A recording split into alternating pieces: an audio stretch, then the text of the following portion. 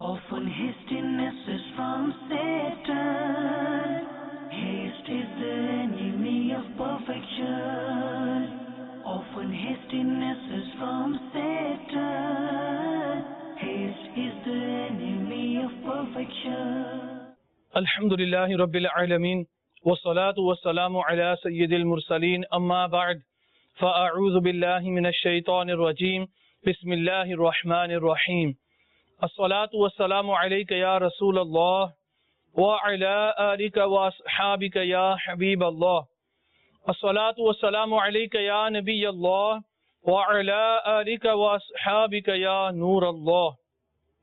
My dear Islamic brothers and viewers of Madani channel, welcome back in our silsila. And in this silsila, as you know, we try to discuss about certain topics that are to do with a person's ibadat, his worship, and to do with his daily routine. And such things that a person will rush into things because of hastiness, that person will lose the blessings and the benefit of that ibadat or whatever he's doing. And in today's topic, inshallah Azza wa Jal, we'll be discussing about hastiness in giving the ruling of Sharia, masails, fatawa, whatever. People, how they will rush into these things. If someone asks you a question about the Sharia, and they will rush into giving them an answer. In the same way, how people will rush into little small arguments and what the end result of these arguments is. And also about eating. So inshallah Azza wa Jal, and then maybe there might be a few other topics that we can fit in this during this silsila, inshallah Azza wa Jal. Remember the name of the silsila in Urdu, Jaldbazi ke Nuksanat. The result or the side effects of those people who rush into things. And inshallah Azza wa Jal, as usual, my dear Islamic brothers, a request to all the viewers will be that please listen very, very carefully, because this is the knowledge of the deen, and this is the sacred knowledge that the Prophet sallallahu ta'ala alaihi wasallam has brought to us. And as Muslims, as Ashiqan Rasul, we should be remembering and listening to these words of wisdom from the Prophet sallallahu alaihi wasallam, from the awliya kiram, in such a manner that we're here not to listen to a bayan, but we're here to learn from this bayan. And no doubt, inshallah Azza wa Jal, I will try my utmost best to try to deliver the bayan in the best of manners and try to act upon it as well.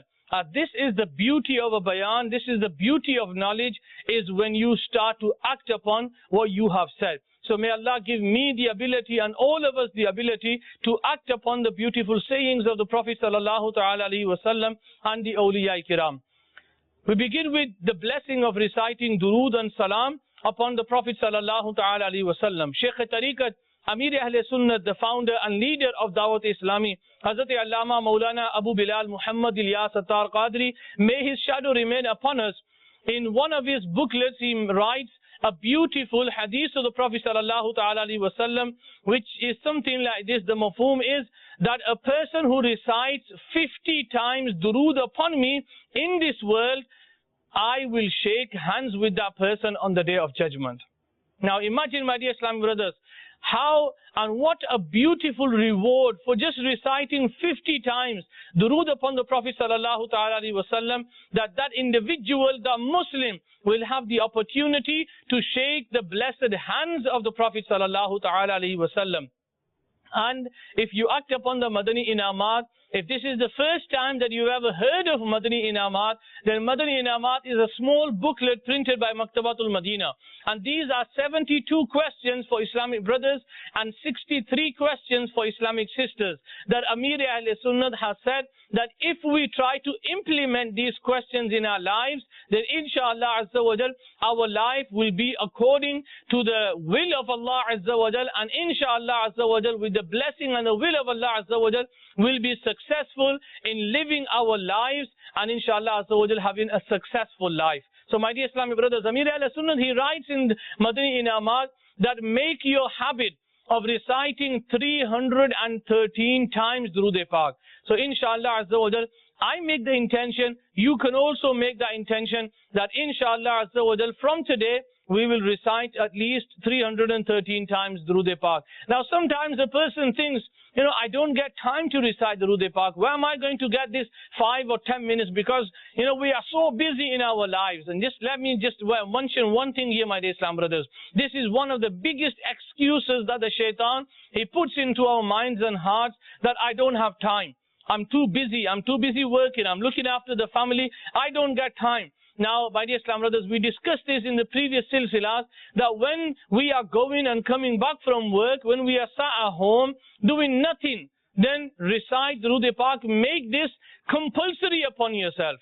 Inshallah Azza wa Jal, you will see that we will gain the blessings. And no doubt, like the Prophet Sallallahu Ta'ala Alaihi Wasallam, he says that when a person recites Durood upon me, Allah Ta'ala showers his blessings upon that person. When you are at home and you're ill, or you're not feeling too good, or you're depressed, or you got a problem on your mind, then one of the best solutions that the ulama have told us is to recite Durood Pak upon the Prophet Sallallahu Alaihi Wasallam, as Allah showers his blessings upon that person. So Alhamdulillah Azza wa Jal, what a beautiful solution that Islam gives us.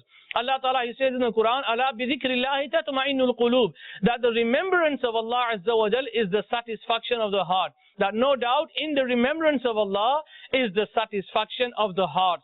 So if there is any problems, we've got any problems financially, family problems, then the best way that we can resolve these problems is turning towards the deen.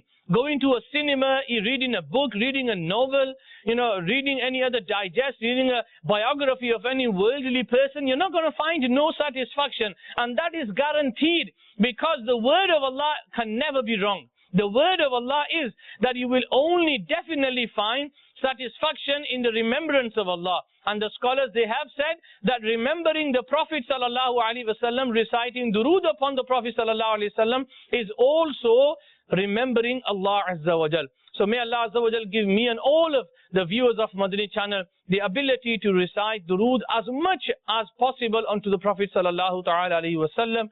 Sallu ala al-Habib Sallallahu Ta'ala ala Muhammad wa ala alihi wa sahbihi wa barik wa sallim. My dear Islam brothers, starting this silsila off, we'll start off with one of the things that a person, he rushes into things, and that is giving a Shari ruling. Someone might come up to you and he might ask you a question. Now, even though that this question, it might be a basic question, it might be a question that this is very, very easy, I know the answer for that. But my dear Islam brothers, never ever rush into giving an answer. Maybe at that time we didn't think properly, or we never heard the question properly. And it's happened so many times. End of the day, we are all humans. We will make mistakes, but then never ever rush into these things. Never ever let the shaitan whisper in your mind that, look, I know this question, so if this person is asking me this question and I don't answer him back, what is he going to think about me? Don't worry about what he thinks about you. Worry about the consequences, that if you give him the wrong answer and that person starts to act upon that, then my dear Islam brothers, that is a very, very serious sin. You might turn that person away from ibadat. And it has happened so many times. Once a brother told me that he went to someone and he asked him a question. Now the one thing I want to give the viewers of Madani channel and the Islamic brothers is that always go to an alim, a Sunni scholar, and ask him the questions of Shariat. And Alhamdulillah Azza wa Jal, Dawat Islami has made that more easier for us. We have Darul Ifta Ahl Sunnah. There is a direct number. If you are calling from any country, from South Africa, from USA, Canada, from UK, there are separate phone numbers and they are all local numbers. So maybe these numbers will be free for you. So Dawat Islami is making these things much easier for us, that we can contact the Muftiyane Kiram and we can get the proper answer. So my dear Islam brothers, this Islam brother, he was saying that he went up to someone and he did not offer his Salatul Asr of that day. So he goes to someone and he asks him, I haven't read my Salatul Asr and there's only 5 minutes left for the Azan for Maghrib. Can I still offer my Salatul Asr of this day?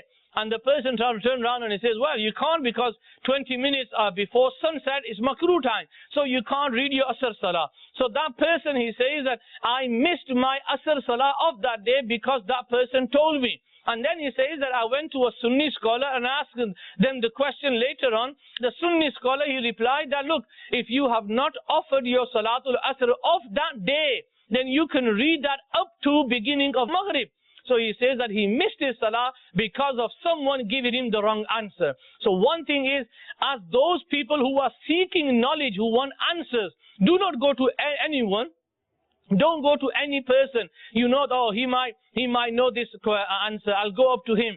You know, make sure who you are asking these questions from. And inshallah, like I said, Darul Ifta Ahl Sunnat, a free service that Dawat Islami provides us. We can ask these questions, and inshallah, you will get the answers. If you want the answers written, they will write the answer. They will write a fatwa for you.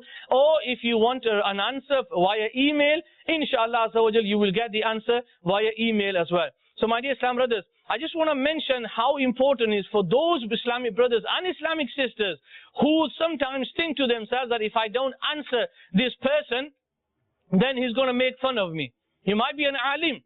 It doesn't matter, my dear Islam brothers, if you don't know the answer. You might be an alim. You might be someone who is thought of, someone who is a very knowledgeable person. Everyone makes mistakes, but everyone doesn't have to know every answer for every question. Let me just mention this waqia. Sayyiduna Sheikh Jalil Abdul Hasan, rahmatullahi ta'ala alayhi.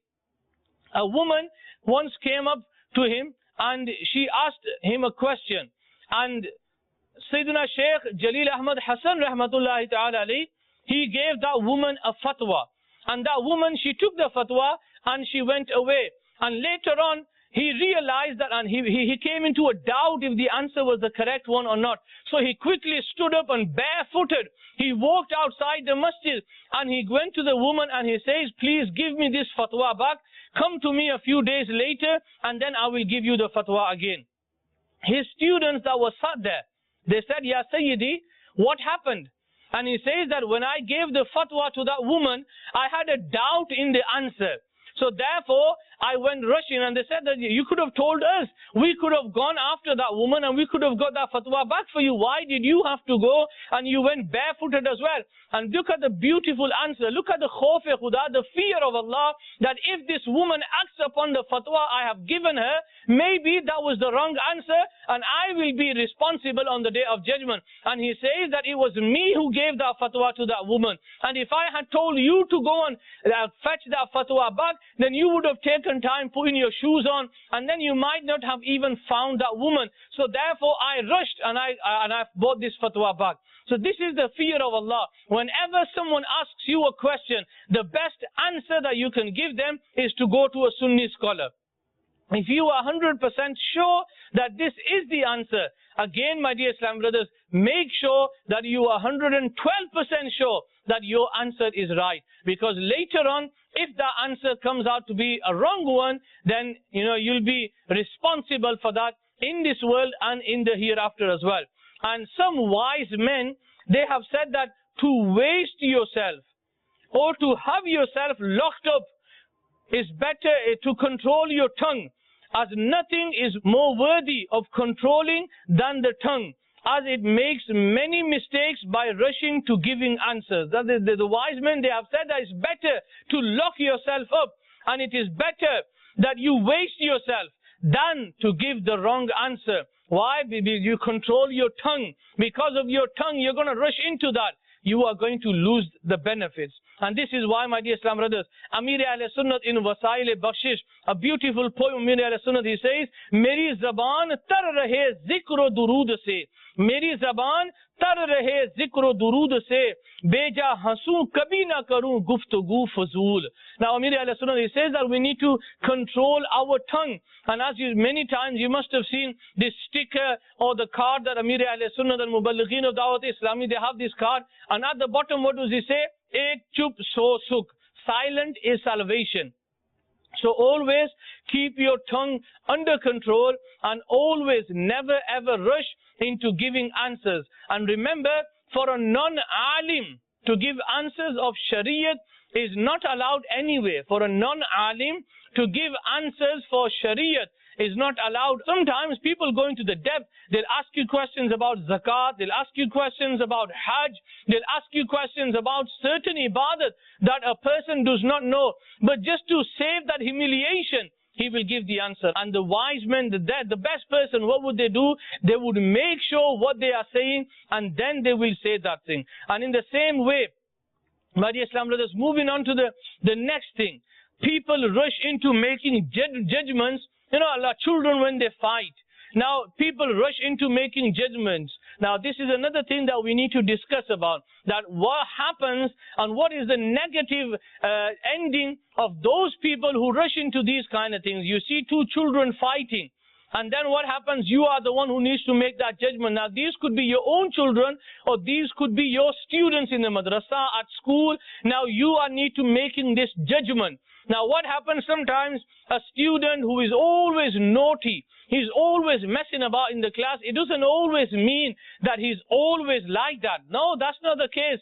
Maybe this time it was someone else's fault. But what happens? We'll rush into that conclusion, oh, I bet it was him. I bet it was him. It was his fault, and therefore he's going to get a cane, or he's going to get a negative from the teacher itself. So we should be worrying about this, that because of me, if I make a wrong assumption, for example, if a student has been given a detention, and it wasn't his fault, but you came to that conclusion because you rushed into your judgment and you thought to yourself that no, he's always in trouble, I bet he did that, okay, you're going to get a detention. And the other person who was at fault, he's gone away. Now remember, on the day of judgment, this will be classed as zulm, and you have to answer for that on the day of judgment.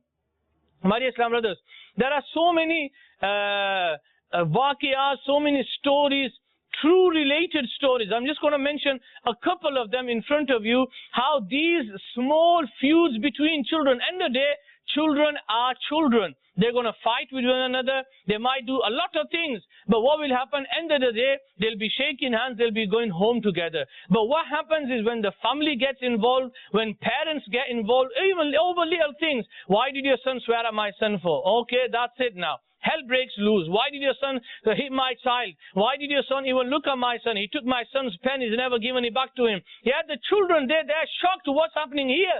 You know, we're innocent children. We haven't done anything. He's only a young child. But the other parent, he'll go into and angry, and he'll talk to the other child. And then what will happen? The other child's not an orphan, is he? He's got parents as well. And if you think that you're the wrestling master, or you're a kung fu fighter, you're a black belt, then he'll be something else as well. And then what will happen is, end of the day, parents will be fighting. Let's just listen to these true events that have happened. On the 20th of March 2011 in Lahore in Pakistan, after some children had an argument, they had an argument, and one person, he got shot and killed, and now that person is at large. You know, he's run away, he's killed someone. Over what? A fight between two young children, and elders got involved, and they got involved in such a manner that the first thing, that people don't think about these things. Life is so cheap for these people nowadays. Blowing someone off, killing someone is so cheap today. Now, this is two children fighting amongst themselves. Someone elder got involved, and you have a murder, and the other guys run off. Over what things? Now, he's going to regret it all of his life. Now, listen to this one. This is even worse. In one of the cities again in Pakistan as well, after a small argument amongst children, a fight broke out between two families in which axes and sticks were used, and the end result, which was 10 people died after that fight. That is so bad. Losing 10 people's lives over a small argument amongst children. What is the best way that we could deal with these? If your son went to the madrasa and someone hit him, then what you do is you talk to that child. You don't talk to that child. You talk to the teacher. You complain to the teacher. That is why they're there for. You complain to the teacher. You complain to the head teacher. If nothing gets sorted out, then, my dear Islam brothers, you try to talk to the parents of that child. You don't barge into a classroom and you don't go up to that little 6 or 7 year old and you give him a right big mouthful. And what you're going to achieve from that is 7-year-old is only going to get scared. And then what he's going to do, that 7-year-old, because he's scared, he may be crying in front of you. When he goes home, his mom or dad will ask him, what happened?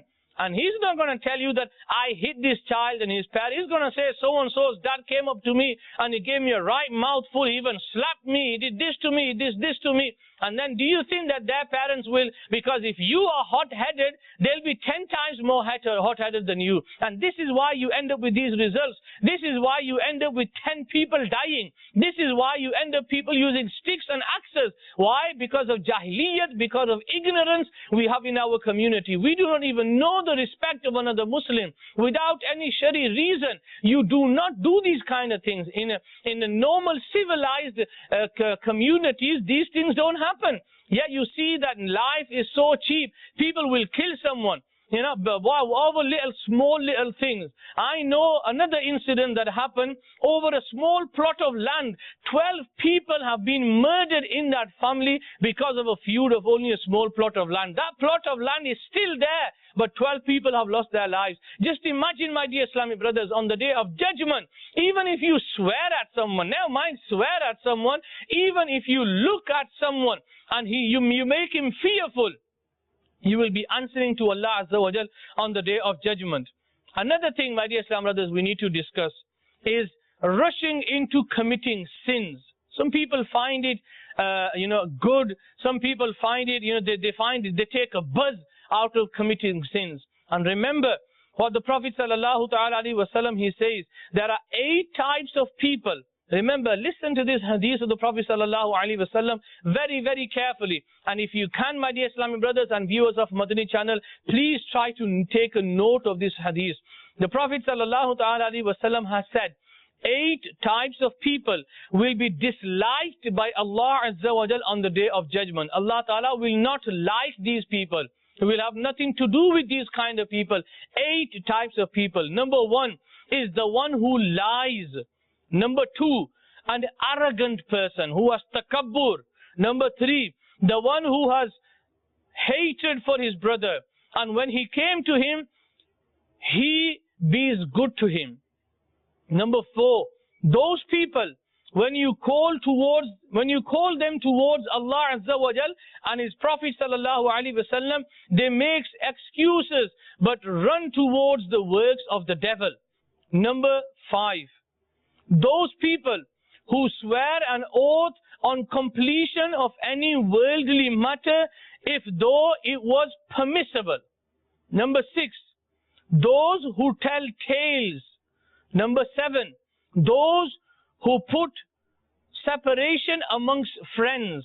Number 8, those who desire pious people to commit sins. Now, let's take each thing, and then try to learn something about this. Number 1, the first type of a person that Allah Ta'ala will dislike, will not like on the day of judgment is the one who lies. And how many times, my dear Islamic brothers, we've come across, forget children, because children, when they lie, if they're underage, they're not baligh, then that sin will not be written for them. Let's look at us elders. So lying is a very, very bad habit. And who teaches our children to lie today? I'm sorry to say this. It's not someone outside. It's not my son plays with so-and-so's children and they're always lying, so my sons picked up this bad habit from them. No, maybe it could be that they have learned lying from home. Yes, remember that time when Muballighin came to your house? I'm just trying to rewind a memory for those people. Remember, a Muballigh came to your house for Neki ki Dawat. They knocked on the door. Is your dad home? The little child replies, 1 minute, let me find out. He goes inside. And the father, he says to his son, tell them I'm not at home. So the son, he goes back. And because they're innocent children, they're very, very straightforward. The son will come and say, my dad says that I am not at home. So who taught him to lie? Someone outside? Or did you make him a liar? I'm sorry, but yes, this training is given at home. Oh, we can't do business without lying. Son, lie as much as possible, but you need to be getting to your record, what your target is. We need to break our target. We need to do a sale of £20,000 a week, £20,000 a month. Yeah, for that, it's all right. Don't worry, son. If you don't lie, you're not going to sell anything. So lie as much as you can. So who's telling him to lie? You are telling him to lie. And in the same way, my dear Islamic brothers, a liar, the Prophet sallallahu ta'ala alaihi wasallam, he did not like someone who lied. The Prophet sallallahu alaihi wasallam had hatred for that person who lied. So never ever lie. Never ever ask your children to lie as well. And I know majority of the parents, alhamdulillah azza wa jal, majority of the parents listening to this, alhamdulillah, they will be truthful themselves. But never ever lie, my dear Islam brothers. Now, what is lying? Does lying mean that you only lie with your tongue? No, it means with your actions as well. Yeah, someone asks you, how much do you earn? Oh, I only earn this much. Why? Because you want to apply for something else. You want to apply for tax credits. You want to apply for these other things. And you lie and you do not give the true amount. That is also classed as lying as well. To save yourself. Have you heard of this phrase that, to hide one lie, you have to lie 100 times? And that is true. When you've done something wrong, you get stopped by a police officer. You've been over speeding. You went through a red light. He stops you. You didn't have a seat belt on. Yeah, you've done something wrong. You've broken the law. They ask you, at that same time, a person who lies constantly, he'll start lying. He'll start to cover himself. And then end the day, what will happen? He digs a bigger hole for himself. So always speak the truth. If you've done something wrong, you went through a red light, someone stops you, I'm sorry, officer, I went through the red light. You can do whatever you want. Yeah, you always tell the truth. You've hit a car, whilst you were reversing, you hit someone's car, you've sped off, and then especially when you've got children with you, you're gone now. What are these children going to learn? They're probably going to think, yeah, this is true, this is okay. If you hit someone, if you damage someone's property, it's all right, run away from them. Because dad did the same, mom did the same, so this is okay. So we are indirectly teaching our children. And sometimes even, Islam brothers, when they get together, they even boast about these things. Oh, one day I was trying to get my car out of the garden, and by mistake, my wing mirror hit the other car's wing mirror, and I broke their wing mirror. And then I put it in first gear, and I legged it from there. And they laugh over it, and they'll slap their fists over it. That is stupid. You've done something wrong, and do you think that Allah Ta'ala wasn't watching you? He's always watching you. Oh sinner, beware, Allah is watching you. So always, when you have this in your mind, then you won't do these kind of things. The second thing, an arrogant person. An arrogant person, a person who thinks that he is better than the other person. Why is he better? Is because he's got more money than the other person? Why is he better? Because he's got more knowledge than the other person? Why is he arrogant? Because he's more beautiful than the other person? His voice is better than the other person's voice? If that is why he's arrogant, then remember, all these were blessings that Allah Ta'ala has given you. And He is the one who gave you these blessings, and He can take them away from you as well. There are so many people who are living in this world. There are so many examples that I can give you of people who had a life of luxury. Allah Ta'ala gave them all this luxury life, but because of arrogance, they lost everything. Who was Fir'aun? You've heard about Fir'aun. You've read his name in the Quran. You've read his stories in the Quran at the time of Musa alayhi salam. Who was Fir'aun?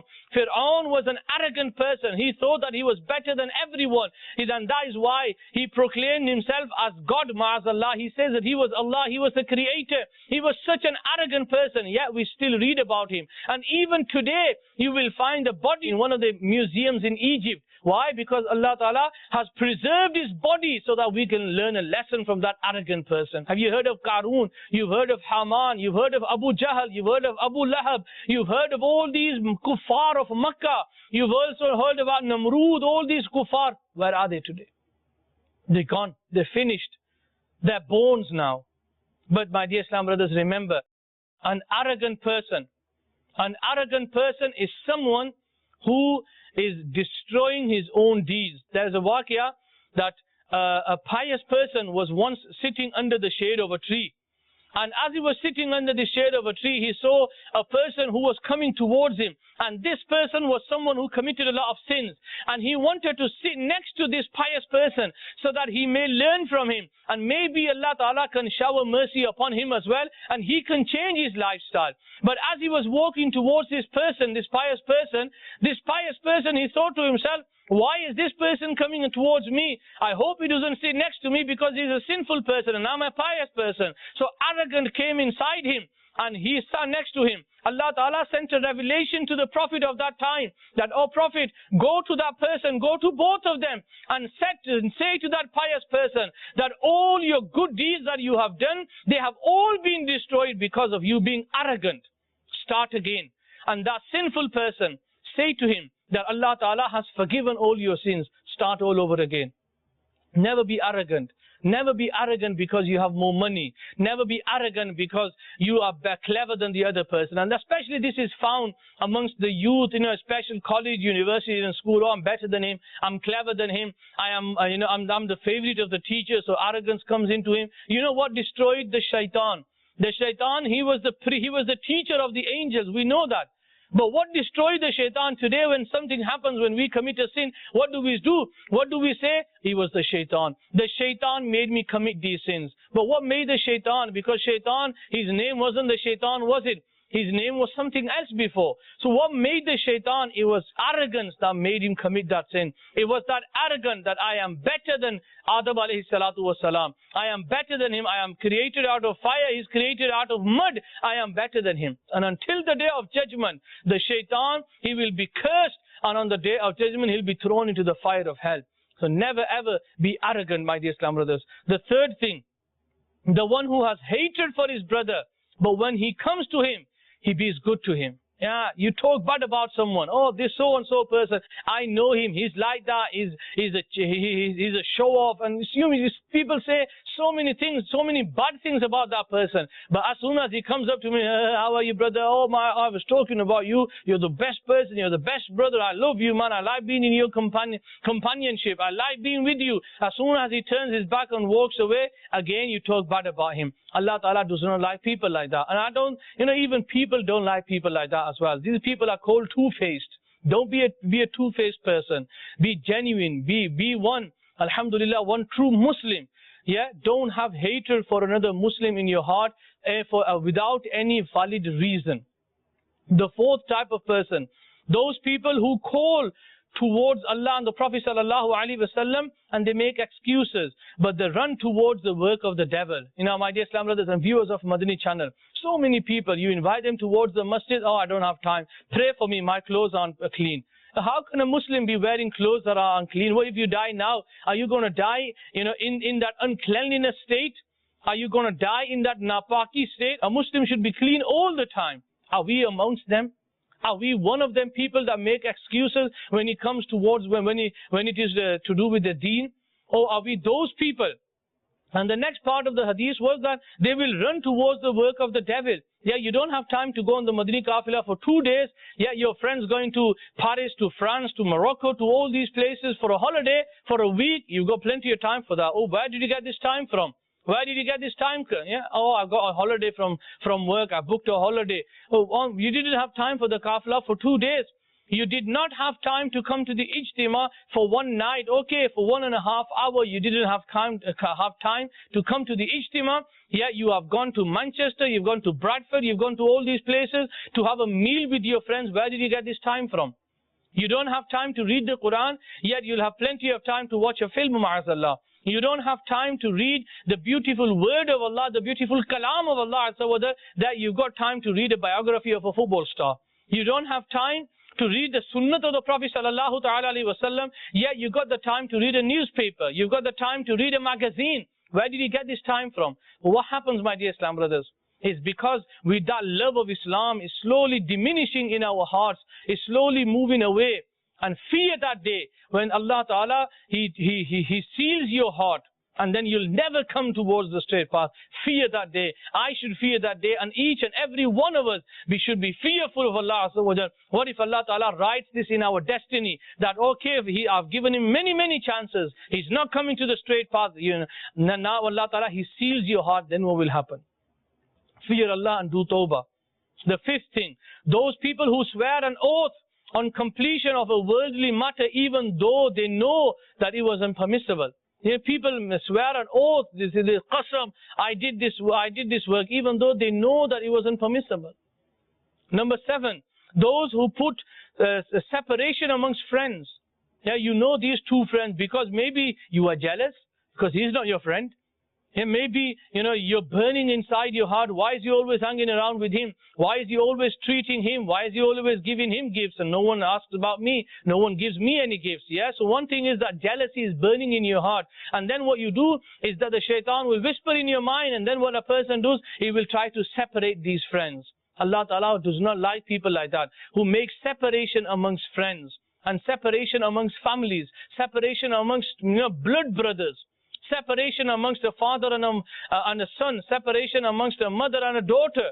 People are like, there are people living out there.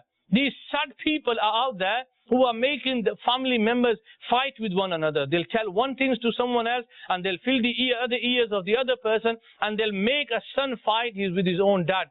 And this is so sad, and these people are very, very sad, and these people are, you could call them low lives, because they are having they're making families break up. And these people, we should be aware of these people, and we should be away from them. But my dear Islam brothers and viewers of Madani channel, if we have this habit in ourselves, we should remove this habit straight away. Before the angel of death will come take our soul away, we'll regret it. And seriously, you regret it so much that at that time you'll think, I wish I never did these things. Even for fun.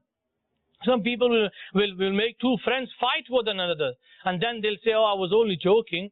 But you've done the damage. I'm sorry, you've done the damage, and that damage will be left there. You scarred someone for life now.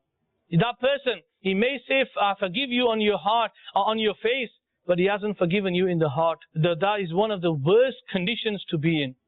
My dear Islam brothers, the last thing, those who desire pious people to commit sins. Someone who's very, very pious, who offers his salatul tahajjud, who also offers his salah, alhamdulillah, he tries to keep away from sins. People are looking for points. People are looking for a time when these people will slip over and they'll commit a sin. And they'll feel proud of that. They'll feel happy. What a bad condition to be in. Serious. What a bad condition to be in. That a Muslim is committing a sin, and that Muslim is not just a normal Muslim. He's a pious person. He made a mistake. He's made a genuine mistake. You are so happy in your heart. You're proud of that. That person is coming. I've got something to talk about him. Ma'azallah. My dear Islam brothers, these are the people whom Allah Ta'ala dislikes. A pious person once said, do not commit a sin, as the taste of the sin will finish and the sin will stay there with you forever. And do not leave a good deed because of hardship, as the hardship will finish and the good deeds will remain with you forever. And my dear Islam brothers, inshallah Azza wa Jal, in this silsila today, we've learnt about some of the most important things. And inshallah Azza wa Jal, in our next silsila, we will talk about and we will highlight some of the things that people will rush into things, and we'll highlight some of the other examples that we find in the hadith of the Prophet ﷺ and from the lives of the Sahaba Kiram. So please, my dear Islam brothers, alhamdulillah Azza wa Jal, keep watching Madani channel. Invite people towards Madani channel. Maybe someone has watched Madani channel the first time. He might learn something, and that inshallah Azza wa Jal can change his life forever. May Allah Azza wa Jal give me and all of us the ability to act upon what has been said today, and may Allah Azza wa Jal forgive our sins for the sake of the Prophet sallallahu ta'ala alayhi wa sallam. Allah karam aisa kare tujh pe jahan mein ay da'wat islami teri dhoom machi ho. Ameen bijahin nabiy al amin sallallahu ta'ala alayhi wa sallam. Sallu ala al habib sallallahu ta'ala ala Muhammad sallallahu alayhi wa sallam. Often hastiness is from Satan. Haste is the enemy of perfection. Often hastiness is from Satan.